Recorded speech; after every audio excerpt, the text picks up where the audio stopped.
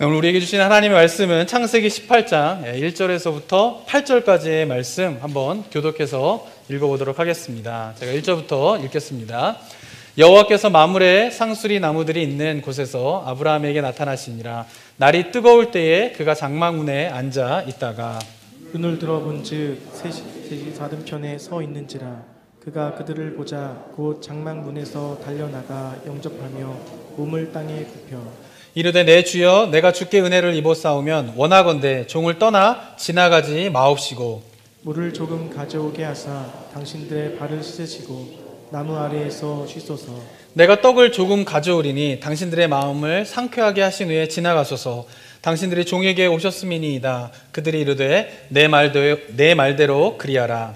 아브라함이 급히 장막으로 가서 사라에게 이르되 속히 고운 가루 세 스아를 가져다가 반죽하여 떡을 만들라 하고 아브라함이 또 가축대 있는 곳으로 달려가서 기름지고 좋은 송아지를 잡아 하인에게 주니 그가 급히 요리한지라. 아브라함이 엉긴 젖과 우유와 하인이 요리한 송아지를 가져다가 그들 앞에 차려놓고 나무 아래에 모셔 섬에 그들이 먹으니라. 아멘. 네, 지난 2주 동안 17장에서 하나님께서 아브라함과 이제 언약을 다시 갱신하시면서 아브라함을 아브라함이라고 하는 이름으로 바꿔주신 의미, 그리고 할례를 행하신 의미에 대해서 이제 살펴봤습니다. 이제 18장부터 이제 새로운 사건이 이제 또 시작되게 되는데요. 18장 1절을 보면은 이제 이렇게 시작을 하게 됩니다. 한번 1절을 보시면요. 여호와께서 만물의 상수리 나무들이 있는 곳에서 아브라함에게 나타나시게 됩니다. 근데 보면 우리말 성경으로는 그냥 하나님께서 아브라함에게 나타나셨다 이렇게 되어 있는데, 이렇게 보면 이제 18장과 17장 사이에 얼마만큼의 이제 시간이 흘렀는지를 이제 우리말 성경에서는 좀 파악하기가 힘듭니다. 근데 18장 1절을 이제 히브리 원문을 보게 되면은 히브리어의 문법 가운데에서 이제 와우 연속법이라고 하는 그 문법이 있습니다. 그런 이제 형태가. 근데 그 문법 형태로 이제 하나님이 나타나셨다라고 하는 거를 18장 1절에서 시작을 하게 돼요. 그럼 그게 무슨 말이 되냐면은 17장과 18장이 와우 연속법으로 쓰였다라고 하는 것은 시간적으로 그렇게 긴 시간이 지나지 않는 가운데에서 연속적으로 일어난 사건이다라고 하는 것을 말하게 됩니다. 그러니까 17장 27절에 보면요, 어떤 기록이 있냐면은 그 집의 남자 곧 집에서 태어난 자와 돈으로 이방 사람에게서 사온 자마다 다 그와 함께 뭐를 받게 되죠? 할례를 받게 됩니다. 17장에서 하나님의 명령에 따라 모든 집안 사람들이 다 할례를 받게 돼요. 이게 마지막 17장 27절의 말씀이에요. 그리고 18장 1절에서 하나님께서 나타나셨다, 이거를 와우 연속법으로 썼다라고 하는 것은 할례를 받은 지 시간이 얼마 지나지 않아서 하나님께서 나타나셨다라고 하는 것을 의미하게 됩니다. 자, 17장에서도 17장 1절에서도 하나님께서 나타나셨다 이렇게 17장이 시작하게 되고요. 18장 1절에서도 하나님께서 아브라함에게 나타나셨다라고 시작하게 되는데, 왜 하나님께서는 17장에서 나타나신 지 얼마 되지 않아서 또 18장에서 나타나시게 되었는가, 그리고 어떻게 아브라함에게 나타나게 되셨는가, 그거를 한번 생각해 봐야 합니다. 한번 2절을 한번 보면요, 2절 한번 읽어볼까요? 2절 한번 읽어보겠습니다. 시작. 눈을 들어본즉 사람 셋이 맞은편에 서 있는지라. 그가 그들을 보자 곧 장막문에서 달려나가 영접하며 몸을 땅에 굽혀. 1절에서는 하나님께서 아브라함에게 나타나셨다 이렇게 되어 있는데, 2절에서는 근데 아브라함이 본 것은 뭐예요? 사람 셋을 봤다 이렇게 이야기를 하고 있습니다. 자, 아브라함이 눈을 들어서 사람 셋을 봤는데, 아브라함은 그 사람 셋 중에 한 명이 여호와 하나님이시다라고 하는 것을 발견하게 됩니다. 그래서 이렇게 3절에서 반응을 하게 됩니다. 또 읽어볼까요? 시작. 이르되 내 주여 내가 주께 은혜를 입었사오면 원하건대 종을 떠나 지나가지 마시옵고. 네, 세 사람이 서 있는 것을 보고 직감적으로 아브라함은 어떻게 해요? 그 중에 한 사람이 하나님이시구나 라고 하는 것을 알게 된 것이에요. 그래서 어떻게 해요? 내 주여 이렇게 이야기를 해요. 내 주여의 히브리 말은 아도나이예요. 아도나이. 근데 이 아도나이라고 하는 것은 여호와 하나님께만 사용되어지는 히브리어의 언어입니다. 그러니까 아브라함이 세 사람을 보자마자 아도나이 나의 주여 라고 했다라는 것은 무슨 의미냐면은 그 중에 한 명이 여호와시구나 라고 하는 것을 알았다라는 것이에요. 그래서 복수로 말하지 않고 단수로 나의 주여 이렇게 얘기한 거죠. 그 세 사람 모두가 하나님이 아니라 그 중에 한 사람이 하나님이었다라는 것을 알게 된 것입니다. 그동안 하나님께서 아브라함에게 여러 차례 나타나셨지만, 그동안에는 하나님께서 나타나신 방법은 말씀으로 나타나셨어요. 말하시면서, 또는 환상 가운데 나타나셨어요. 그런데 18장에서는 하나님께서 아브라함에게 어떻게 나타나십니까? 사람의 형상을 입고 나타나신 것이에요. 하나님께서 처음으로 아브라함이 사람의 실체를 한 인격체로서 하나님을 만날 수 있도록 18장에서 하나님께서 아브라함에게 나타나셨다라고 하는 것입니다. 사랑하는 성도 여러분, 우리가 여기서 예배의 참된 의미가 무엇인가를 한번 생각해 봐야 합니다. 성도님들은 예배를 드리러 오시면서 예배의 주된 목적이 뭐라고 생각하십니까? 예배는요, 우리가 하나님을 인격적으로 만나는 시간이에요. 우리가 하나님을 한 인격체로서 만나는 시간이 뭐냐면은 예배인 것이에요. 그래서 기독교에서 드려지는 예배는요, 다른 종교에서 드려지는 종교 의식과 차이가 있어요. 다른 종교에서 드려지는 종교 의식은요, 뭐예요? 신을 만나는 게, 자기가 믿는 신을 인격적으로 만나는 시간이 아니에요. 그냥 자기가 믿는 형이상학적인 존재에게 자기가 가지고 있는 재물과 같은 것을 드리는 시간이죠. 근데 그것을 자기가 믿는 형이상학적인 존재에게 실제 인격적으로 나타나는 존재가 아니라 형이상학적인 생각 속에 있는 존재에게 내가 가지고 있는 재물 같은 거를 드리는 거죠. 이유가 무엇 때문일까요? 그런 거를 좋은 거를 드림으로 말미암아 내가 믿는 신으로부터 좋은 것을 받기 위하여서 내가 그 신에게 좋은 거를 바치는 시간이 제사의식인 거죠. 다른 종교에서 행하는 종교의식인 거죠. 그런데 기독교에서의 예배는요, 그런 게 아니에요. 기독교에서 예배는 물론 재물을 드리고 우리가 예물을 드리지만은 중요한 것은 그게 아니에요. 우리가 요즘 새벽 예배 때마다 지금 소선지서를 계속 묵상하고 있는데 그 소선지서에서 가장 중요하게 반복적으로 하나님께서 이야기하시는 게 뭐예요? 북이스라엘과 유다가 제사를 드리지 않는 사람이 아니에요. 그 혼란한 시대 가운데 그들은 제사를 철저하게 드렸어요. 근데 하나님께서 그 제사를 기뻐받지 않으신다라는 거예요. 이유가 무엇 때문일까요? 그들이 좋은 제물을 드리지 않았기 때문이 아니에요. 그들이 하나님께 드리는 제사의 횟수가 모자랐기 때문이 아니에요. 그들은 그 제사 속에서 인격이신, 한 인격체이신 그 하나님을 만나고자 제사를 드린 게 아니라 좋은 것을 드림으로 신으로부터 좋은 것을 받기 위해서 제사를 드렸기 때문에 하나님께서 그 제사를 기뻐받지 않으신다라고 말씀하고 있는 것입니다. 사랑하는 성도 여러분, 예배는요, 기독교 신앙의 예배는요, 생각 속으로만 형이상학적인 존재로만 있었던 그 하나님이 한 인격이 되어서 한 인격체로서 내가 인격과 인격으로 만나는 것이 예배이다라고 하는 것을 꼭 기억하셔야 됩니다. 그렇기 때문에 예배에 오실 때에 반드시 필요한 것이 있는데 그것은 뭐냐 하면은 예배에 오실 때 내가 하나님을 오늘 이 시간 예배 시간에 인격적으로 만난다라고 하는 기대감을 가지고 오셔야 돼요. 예배 올 때 아무런 생각 없이 오시면 안 돼요. 시간 됐으니까 예배당에 가자. 그게 아니라 예배 오실 때는 오늘 이 예배를 통하여서 예배 시간에 내가 하나님을 만나야지. 하나님 나를 만나 주십시오 라고 하는 기대하는 마음으로 예배 오셔야 된다라고 하는 것입니다. 그리스도인들이 누구입니까? 하나님을 아는 자가 그리스도인이 아니에요. 예수님을 아는 자가 그리스도인이 아니에요. 그리스도인은 하나님을 만난 자예요. 그리스도인은 예수 그리스도를 만난 자예요. 만난 자가 바로 그리스도이다라고 하는 것입니다. 저는 바라기는 여기 있는 모든 성도님들이 하나님을, 예수님을 인격적으로 만나는 참 그리스도인의 삶이 되기를 주님의 이름으로 축복합니다. 자, 하나님을 인격체로 만난 아브라함의 반응이 어떻게 됩니까? 한번 3절과 5절을 보면요, 이렇게 기록되어 있습니다. 3절을 보면요, 한번 읽어볼까요? 시작.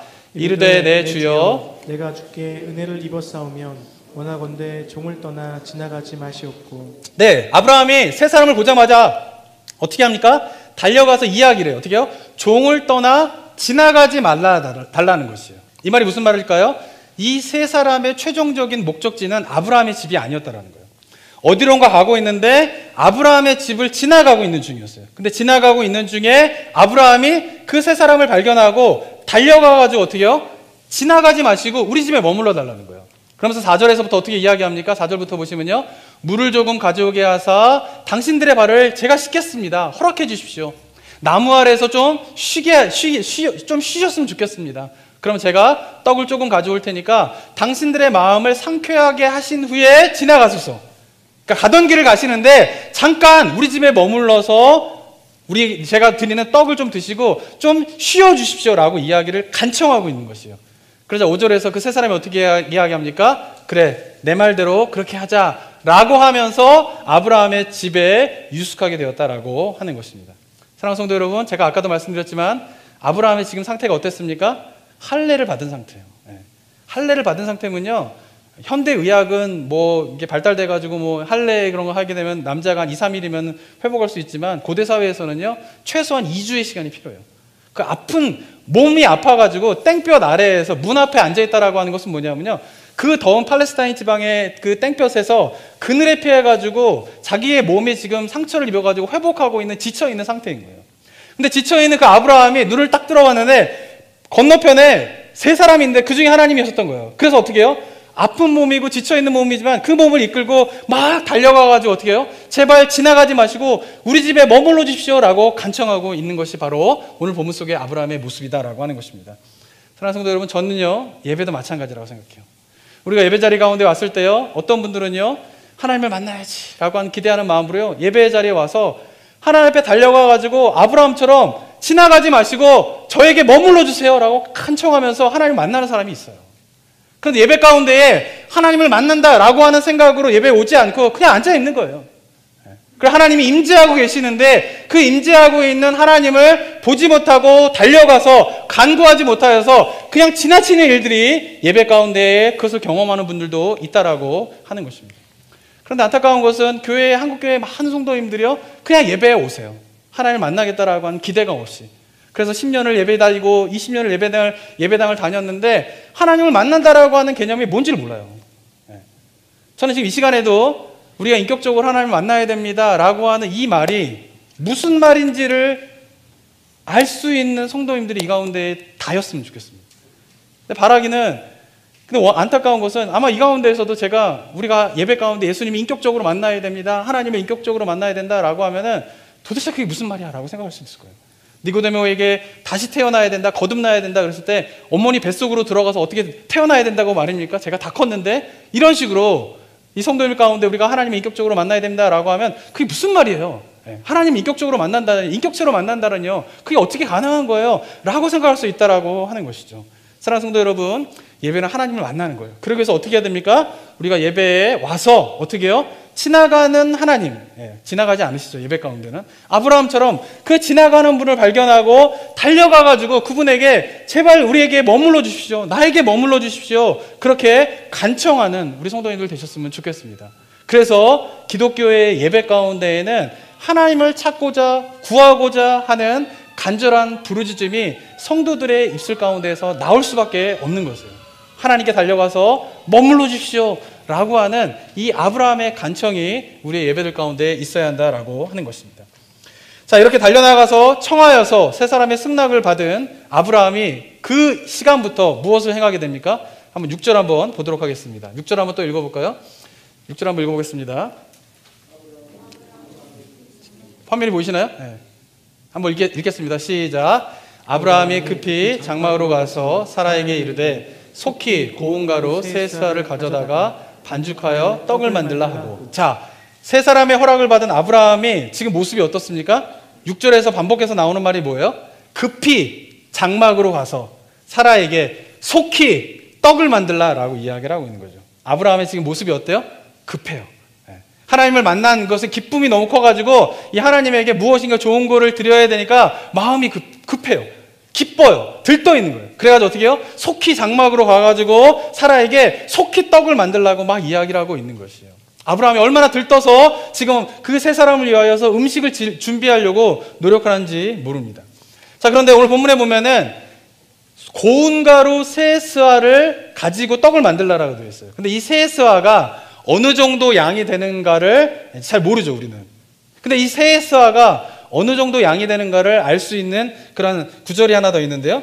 사무엘상 25장 18절에 보면 이렇게 나옵니다. 사무엘상 25장 18절에 보면 한번 읽어볼까요? 시작. 아비가일이 급히 떡 200덩이와 포도주 2 가죽 부대와 잡아서 요리한 양 5마리와 볶은 곡식 5세아와 건포도 100송이와 무화과 뭉치 200개를 가져다가 나귀들에게 싣고. 네, 아비가일이 다윗의 일행을 위하여서 음식을 준비하는 장면이에요.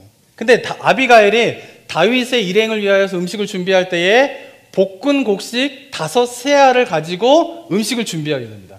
그러면 볶은 곡식 5세아가 어느 정도 몇 명이 먹을 만한 분량인가 라고 하는 것이 25장 13절에 나오게 되는데요.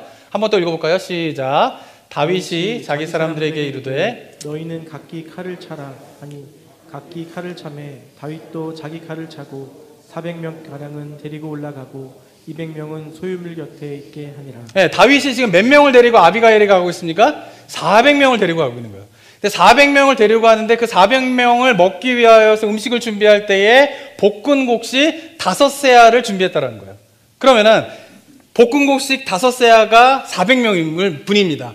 그러면은 세세아는 몇 명일까요? 계산이 빠르신 분 계신가요? 240명 분인 거예요. 그러니까 아직 아브라함이 사라에게 고운 가루 세세아를 가지고 떡을 만들어 라고 했는데 그 고운 가루 세세아로 만든 떡이 몇 명이 먹을 뿐이에요? 240명이 먹을 뿐을 지금 빨리 만들라는 거예요.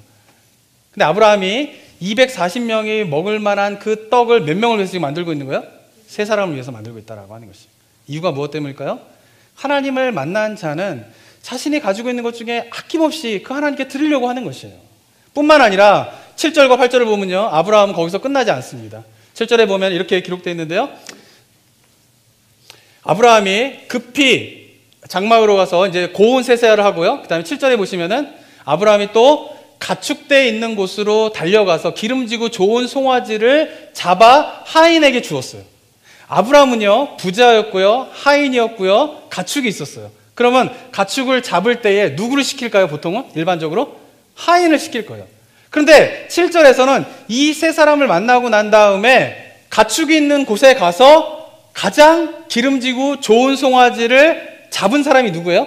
아브라함이 잡은 거예요. 아브라함이 직접 골라가지고 아브라함이 직접 잡은 다음에 그거를 누구한테 준 거예요? 하인한테 줘서 그 하인이 요리하게 만들었다라고 하는 것이죠. 왜냐하면 하나님을 만났기 때문에 하나님에게 자신이 가지고 있는 가축 가운데 가장 좋은 것을 자신이 직접 확인하면서 그것을 드리고자 직접 가가지고 가장 살찐 것을 잡아다가 하인에게 주었다라고 하는 것입니다. 그리고 8절에서 보면요, 거기서 멈추지 않고 아브라함이 엉긴 젖과 우유와 하인이 요리한 송아지들을 가져다 그들 앞에 차려놓고 나무 아래에서 모셔 섬에 그들이 먹으니라 라고 이야기를 하고 있는 것입니다. 사랑하는 성도 여러분, 하나님께서 아브라함에게 나타나시게 되자 아브라함이 하나님을 만나고 난 이후에 지금 뭐 하고 있는 거예요? 마을 잔치를 벌이는 거예요. 근데 엄청난 잔치를 벌리는데 그 엄청난 잔치를 벌리는 그 잔치가 누구를 위한 잔치입니까? 단 세 사람을 위한 잔치였다라고 하는 것입니다. 저는 하나님을 만난 사람들의 모습이 이렇다라고 생각합니다. 하나님을 만난 사람들은요, 하나님을 위하여서요, 자기가 가지고 있는 것 중에 가장 좋은 것을 가능하면 많이 드리고 싶어서 드리게 돼요. 근데 세상 사람들이 보면은 이것이 얼마나 어리석은지 몰라요. 세 사람 먹을 거를 위해서 240명분을 요리한다고? 이게 얼마나 낭비예요. 곧 다 먹지도 못하고 버릴 건데 왜 그런 일을 하냐라고 세상의 관점에 보면 이것은 너무나 낭비이고 비효율적인 모습이다라고 이야기할 수 있습니다. 현대인의 관점으로 보면요, 하나님을 만난 사람이 하나님을 믿는 신앙의 모습들을 보면요, 그것은 어때요? 비효율적이라고 이야기를 해요. 낭비라고 이야기를 해요. 그런데 기억하셔야 될 것은 하나님을 만난 사람은 하나님을 만난 그 기쁨이 너무나 크기 때문에 자신의 모든 것들을 다 드리는 거룩한 낭비를 실천하게 되는 것이 바로 그리스도인의 모습인 것입니다. 그런데 세상은 그 거룩한 낭비를 하나님에 대한 기쁨이 그 안에 담겨져 있는 걸 모른 채 비난하게 되죠.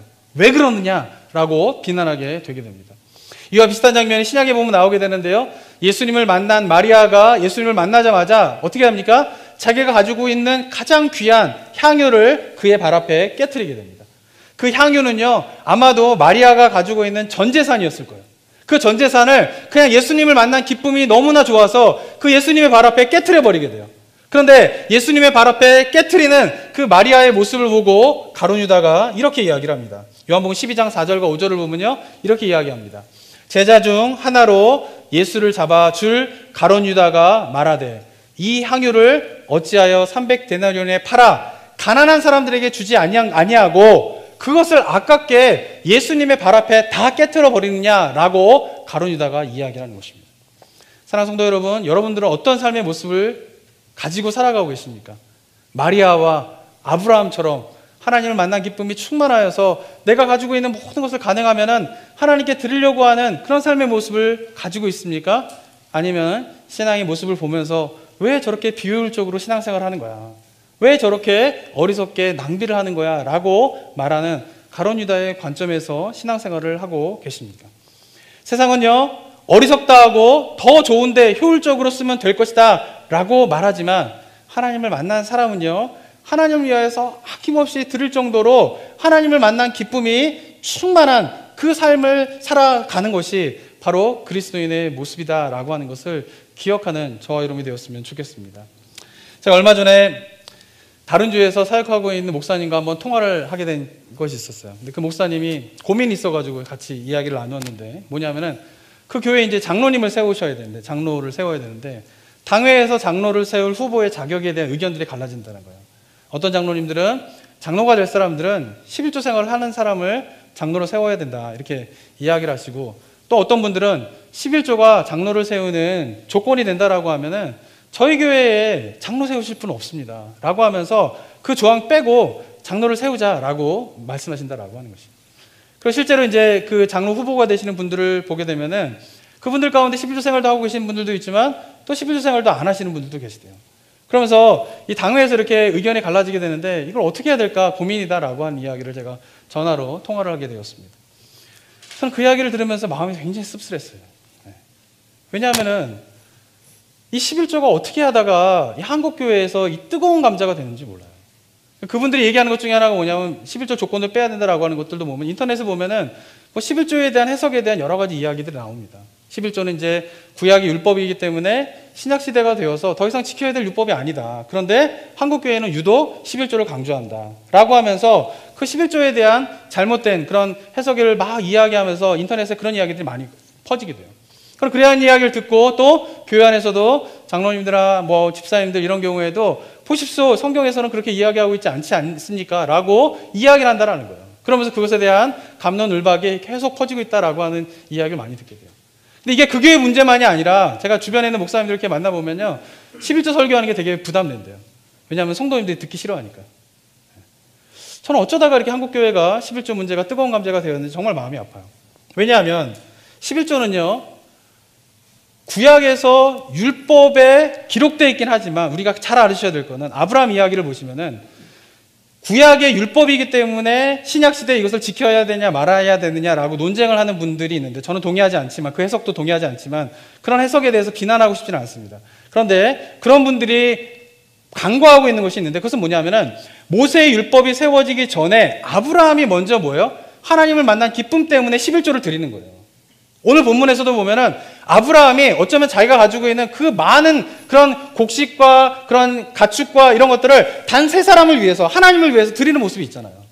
그러니까 아브라함이 먼저 11조를 드리게 된 것은 율법에 규정되어 있기 때문에 11조를 드리게 된 것이 아니라 아브라함이 하나님을 만나게 되자 내가 가지고 있는 것 중에 가장 좋은 것을 드리기 위하여서 11조를 드리게 되고 또 하나님이 내가 가장 좋은 것을 드리기 위해서 240명분의 떡을 만들고 가장 좋은 가축을 드리고 엉긴 젖과 우유를 드리면서 가능하면 내가 가지고 있는 모든 것들을 하나님께 드리고자 하는 그 기쁨에서 출발하고 있다라고 하는 사실을 한국교회가 잃어버리고 있다라고 하는 것이죠. 사랑하는 성도 여러분, 저는요, 제가 저번에도 얘기했지만 저희 교회 성도님들이 다 11조 하게 되기를 기도하고 있습니다. 이 이야기가 불편하신 분들도 있을 거예요. 마음이 불편하면 하지 마세요. 왜? 제가 여러분들이 다 11조 하기를 기도하고 있는 이유 뭐냐면요, 저희 교회 재정이 부족해서가 아니에요. 저희 교회는 감사하게 코로나 때도 재정이 부족하지 않아요. 다른 교회 막 헌금 줄 때 저희 교회 안 줄었어요. 참 감사해요. 저는 여러분들이 누가 11조 하고 누가 11조 안 하는지 몰라요. 솔직히 말해서. 보지도 않아요. 근데 제가 우리 교회 성도님들 모두가 11조 하기를 기도하고 있어요. 제가 확인하지 않습니다. 누가 11조 하고 계시고 누가 11조 하고 있지 않은지 제가 확인하고 있지 않아요. 회계팀에서 저한테 그런 거 이야기하지 않습니다. 저도 안 하려고 합니다. 그런데 기도하고 있어요. 이유가 무엇 때문인지 아세요? 율법적인 의무적인 행위로서 아니면 무엇인가 교회 재정을 더 풍성하게 하기 위해서 제가 이런 이야기를 하고 있는 것이 아니라 11조라고 하는 것은 뭐냐면은 내가 하나님을 정말 만났다면은 하나님을 만난 사람은 당연하게 나와야 하는 모습이 있어요. 그것은 뭐냐면 아브라함과 같이 하나님에게 내가 가지고 있는 것 중에 가장 좋은 것을 드리려고 하는 그것이 나와야 되는 것이에요. 만약에 11조 생활을 하고 있다라고 하면 저는 그분이 율법적으로 의무적으로 하고 있다라고 하면 멈추세요. 하나님 기뻐하지 않으세요. 교회 그런 것 때문에 하지 마세요. 왜냐하면 하나님의 그지가 아니에요. 그런 마음으로 11조 하지 마세요. 그런데 정말 하나님을 만난 기쁨이 충만하고 그 하나님 앞에 내가 가지고 있는 것을 정말 드리고 싶은 마음으로 11조를 드리는 그런 성도님들이 모두가 되셨으면 좋겠어요. 제가 기도하는 것은 여기 계신 사람도 빠짐없이 모두가 하나님을 좀 만났으면 좋겠어요. 교회 다니다 보면 제가 사역하다 보면요, 하나님을 만난다는 것이 무슨 말인지 모른 채 10년째 20년째 교회 다니시는 분들 너무 많아요. 사랑하는 성도 여러분, 저는요, 우리 모든 성도님들이 정말 하나님을 만나는 기쁨이 충만했으면 좋겠어요. 왜? 제 안에서 하나님을 만나는 기쁨이 이렇게 충만하기 때문에 그래요. 예배 가운데 와서 하나님을 만났으면 지치고 힘든 마음이 주님을 만나는 순간 해결돼요. 혹시 연애해 보신 거 기억나시나요? 연애할 때 어떻습니까? 힘들고 어려워도 사랑하는 사람 얼굴 한번 만나면 그 힘든 일 다 사라지잖아요. 기억이 안 나시죠? 애기 낳았을 때 어떠십니까? 애기가 막 있으면은 힘들고 어려운 막 직장 생활 하다가도 사랑하는 애기 딱 보면은 그냥 마음이 싹 녹아들잖아요. 힘든 게 사라지잖아요. 그것도 잘 기억이 안 나세요? 오래되셔가지고. 손주 보신 분들 계시잖아요. 여기 손주 보세요. 손주 보면 어떠세요? 힘들고 어렵다가도 그냥 손주 얼굴 한번 딱 만나게 되면 어떻게 되세요? 힘들고 어려운 거 다 사라지잖아요. 그러니까 하나님을 만나는 건 그런 거예요. 예배 가운데 오실 때에 일상생활이 얼마나 힘들고 지쳐서 오시는 경우가 많이 있습니까? 그런데 거기 와서 하나님을 만나야지, 하나님을 구해야지 그러면서 딱 하나님을 만나고 나면은 그냥 영혼이 회복되는 거예요. 그리고 또 한 주간 힘내서 또 살아가는 게 인생 아니겠어요? 그게 신앙이잖아요. 그러니까 그런 하나님의 만나는 그 기쁨이 충만하게 되면은 나올 수밖에 없는 신앙의 모습은 저는 11조라고 생각이 들어요. 그래서 교회에 11조를 내시는 분이 몇 %냐? 그 11조를 내시는 성도님들이 많은 교회는요, 소망이 있는 교회예요. 저는 우리 교회가 소망이 있는 교회가 되었으면 좋겠습니다. 잘 몰라요, 저도 지금 몇 % 내시고 계시는지. 안 볼라 그래요, 앞으로도.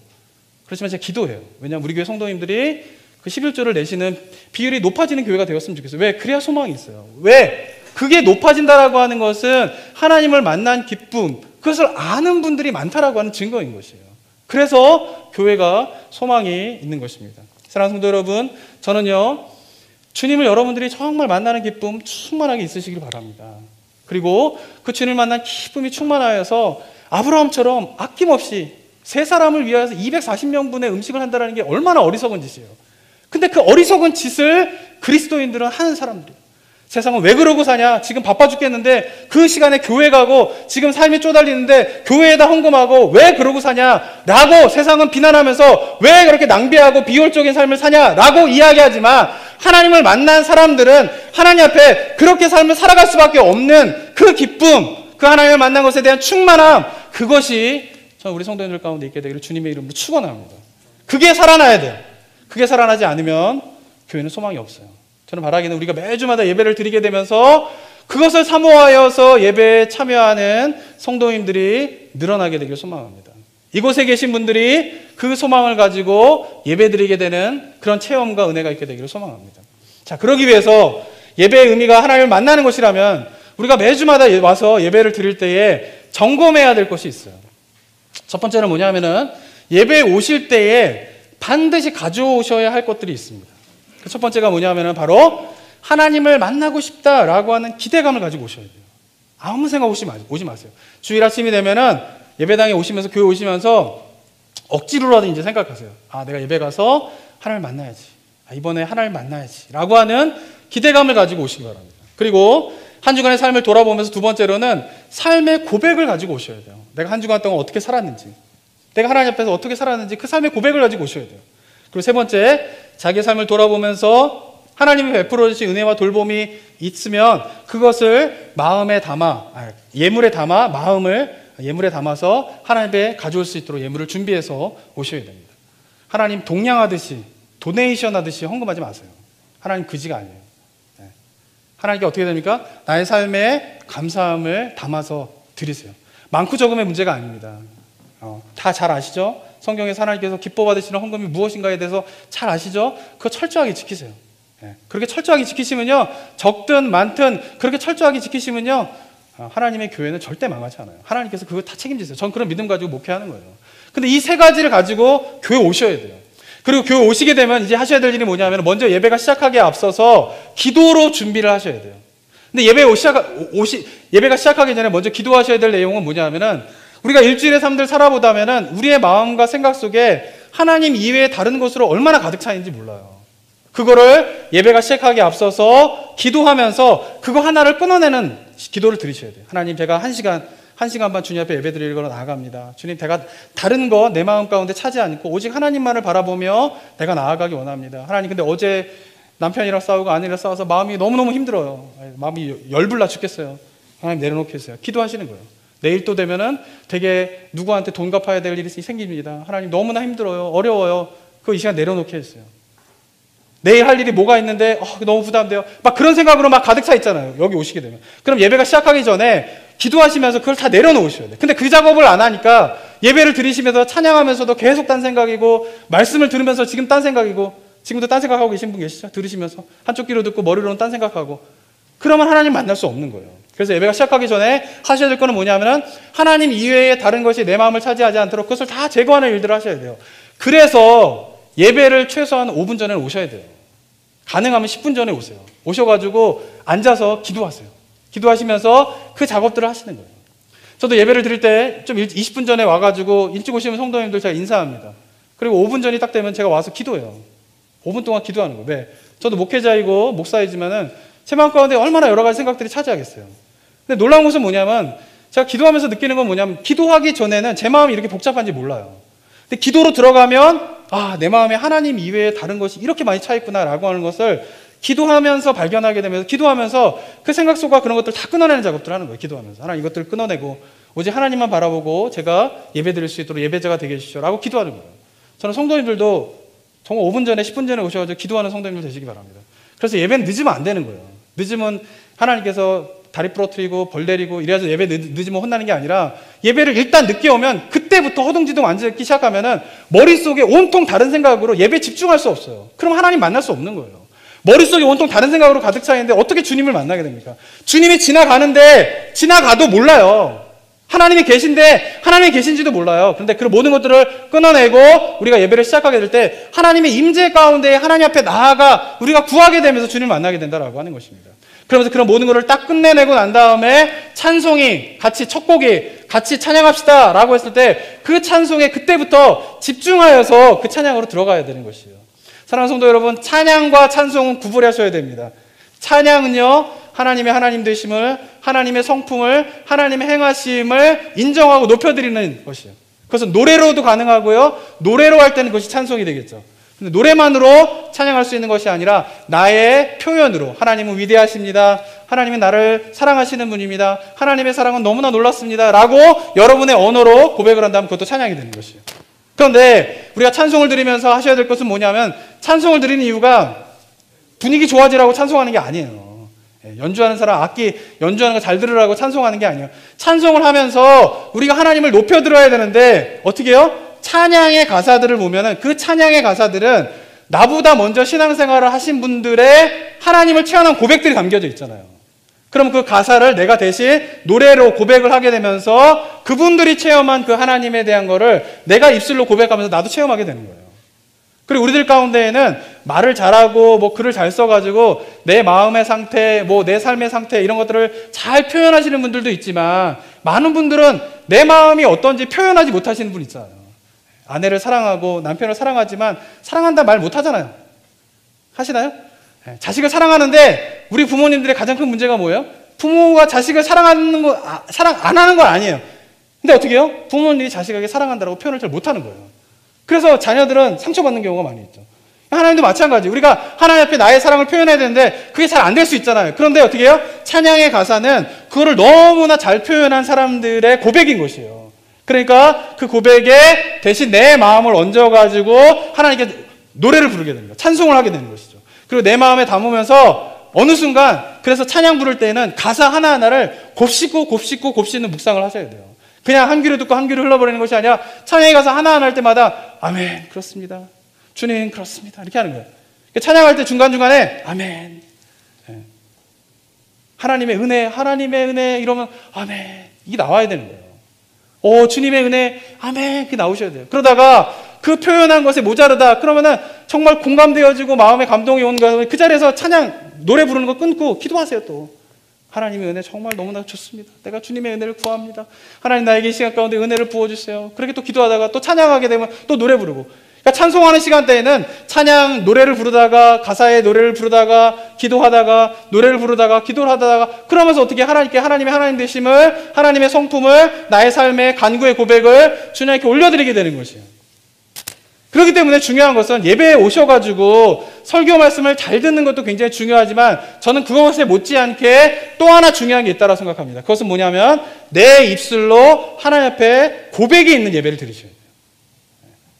내가 하나님 앞에 고백하는 예배를 드리셔야 돼요. 고백이 없는 예배는 하나님을 만날 수 없어요.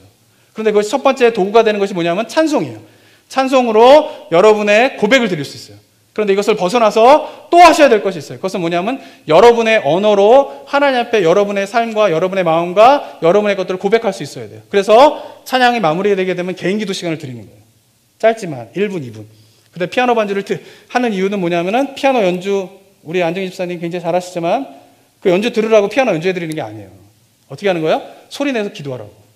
왜? 그냥 반주 없이 기도하면 옆에 있는 사람 소리 다 들리잖아요. 저도 마이크 끄고 기도해요. 기도할 때. 어떤 분들은 기도해야 할 때 막 마이크 잡고 기도에 인도하는데 그럼 그 기도에 인도하는 그분 기도 따라가요, 계속. 그래서 제가 마이크 끄고 기도해요, 저도. 이유가 뭐냐면은 우리가 다 각자가 각자의 언어로 하나님 앞에 고백하는 게 있으셔야 돼요. 그 고백을 하지 못하면 안 된다라는 거예요. 그래서 그런 시간을 드리는 거예요. 그래서 피아노 연주를 해드리는 것도 뭐냐면 옆에 있는 사람 소리에 방해받지 말고 나만의 고백을 하나님께 드리라고 드리는 거예요. 그때 예배 때에 한 번 드리고요. 제가 설교 끝나고 또 한 번 드리게 됩니다. 이때에 가만히 계시면 안 돼요. 입 다물고 계시면 안 돼요. 기도를 어떻게 하셔야 돼요? 소리를 내서 뭐라도 이야기를 하세요. 그게 기도의 출발점입니다.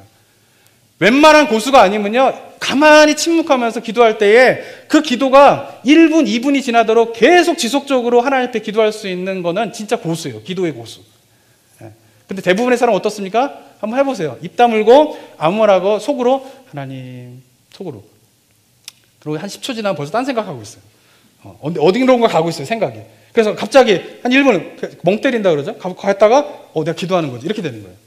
근데 그거 수준, 저는 여러분들이 침묵하면서 10분, 20분씩 기도할 수 있는 기도의 고수들이 되기를 소망합니다. 근데 그게 아니면요, 반드시 소리를 내서 기도하셔야 돼요. 소리를 내서 기도하면 집중하실 수가 있어요. 그래서 이 시간에 1분, 2분, 그때에 가만히 계지 마시고 소리를 내서 무조건 기도하세요. 뭐라도 기도하세요. 그게 기도의 출발점이에요. 그러다 보면 소리를 내서 기도하다 보면은 기도의 제목들이 계속 생각이 나요.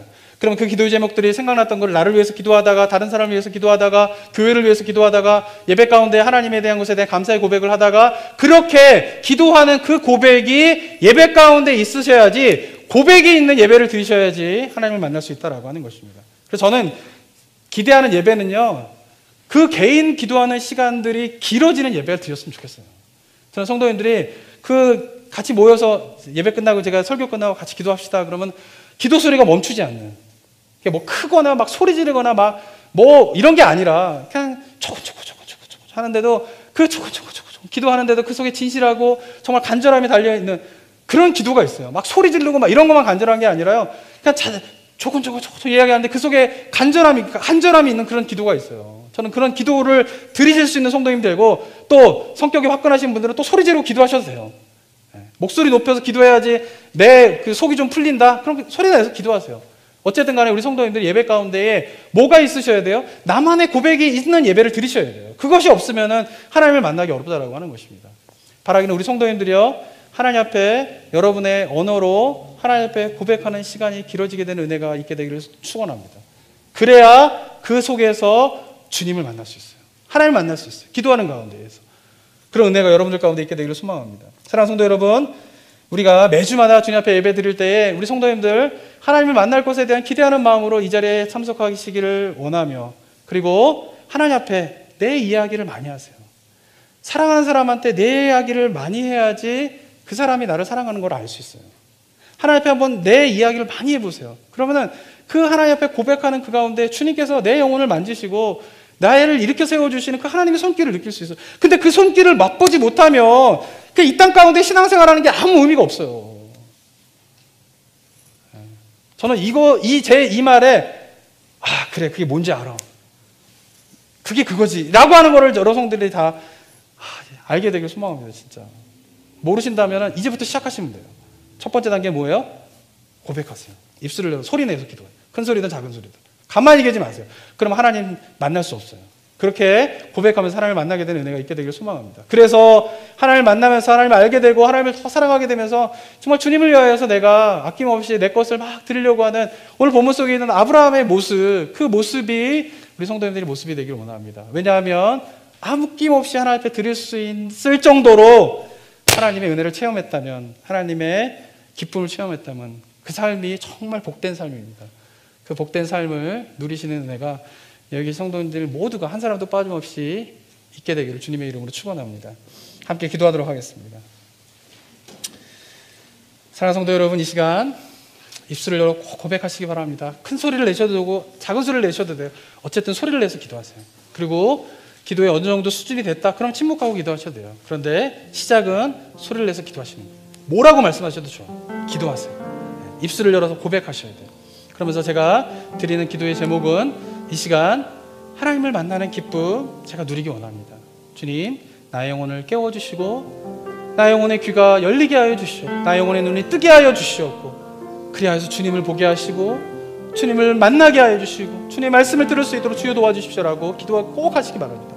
이미 그것을 아신 분들은 내가 그 기쁨 잃어버리지 않도록 주님 도와주십시오. 내 영혼이, 내 삶이 너무나 지금 다른 것에 휩싸여 있어서 하나님을 만난 기쁨 잃어버린 채 살아가고 있습니다. 주님, 제가 그 기쁨을 잃어버리지 않도록 주님 도와주십시오라고 기도하시기 바랍니다. 그리고 한 번도 주님을 만난 기쁨이 없다라고 하면 이 시간 정말 도전합니다. 입술을 열어서 주님 만나기 원합니다. 주님 저를 만나주십시오라고 기도하시기 바랍니다. 혹시라도 주변에 그것을 알지 못하는 사람들이 있다면 대신 위해서 기도해 주시기 바랍니다. 주님, 저분이 주님을 만나게 되는 은혜가 있게 되기 원합니다. 아브라함같이 주님을 만나 급히 하나님을 위하여서 모든 것을 드리고자 하는 그 기쁨의 충만함들이 있는 성도님 되게 하여 주시옵소서. 그리고 이 교회가 그런 교회 모습이 될 수 있도록 주님 은혜를 더하여 주시옵소서라고 이 시간 함께 기도하며 나아가도록 하겠습니다. 기도하겠습니다.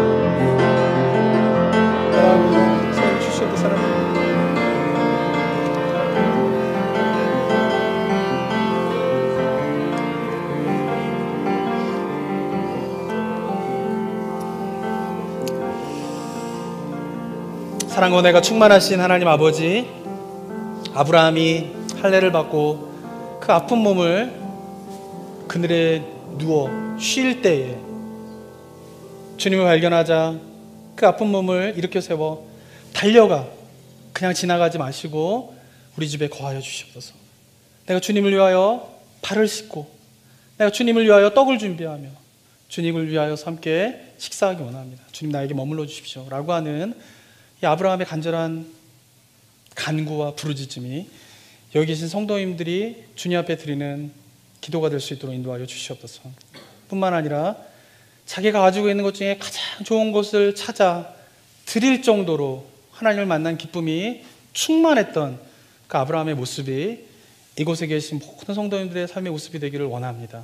하나님, 정말 바라기는 제가 만난 그 하나님, 제가 체험한 그리스도의 십자가의 은혜, 여기 계신 성도님들 모두가 체험할 수 있도록 주님 도와주시옵소서.